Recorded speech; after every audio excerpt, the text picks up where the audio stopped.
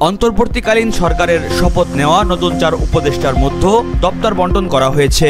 এছাড়া অন্যান্য উপদেষ্টাদের দপ্তর পূর্ণ বণ্টন করা হয়েছে। নতুন উপদেষ্টাদের মধ্যে ওয়াহিদউদ্দিন মাহমুদ পরিকল্পনা মন্ত্রণালয় এবং শিক্ষা মন্ত্রণালয়ের দায়িত্ব পেয়েছেন। আলী ইমাম মজুমদারকে প্রধান উপদেষ্টার কার্যালয়ে সংযুক্ত করা হয়েছে। মোহাম্মদ ফাউজুল কবির খান বিদ্যুৎ, জ্বালানি ও খনিজ সম্পদ মন্ত্রণালয়, সড়ক পরিবহন ও সেতু মন্ত্রণালয় এবং রেলপথ মন্ত্রণালয়। জাহাঙ্গীর আলম চৌধুরীকে দেওয়া হয়েছে স্বরাষ্ট্র মন্ত্রণালয় এবং কৃষি মন্ত্রণালয়। প্রধান উপদেষ্টার কার্যালয় সূত্র গতকাল সন্ধ্যায় এ তথ্য নিশ্চিত করেছে।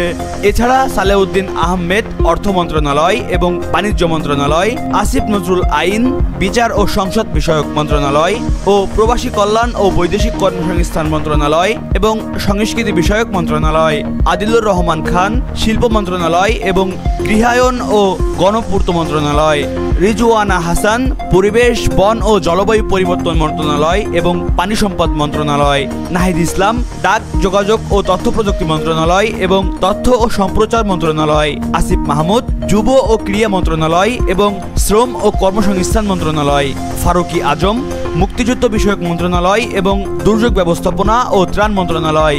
ব্রিগেডিয়ার জেনারেল শাখাওয়াত হোসেন পেয়েছেন বস্ত্র ও পাট মন্ত্রণালয়ের দায়িত্ব। অন্যান্য উপদেষ্টাদের দায়িত্ব অপরিবর্তিত থাকবে বলে জানানো হয়েছে।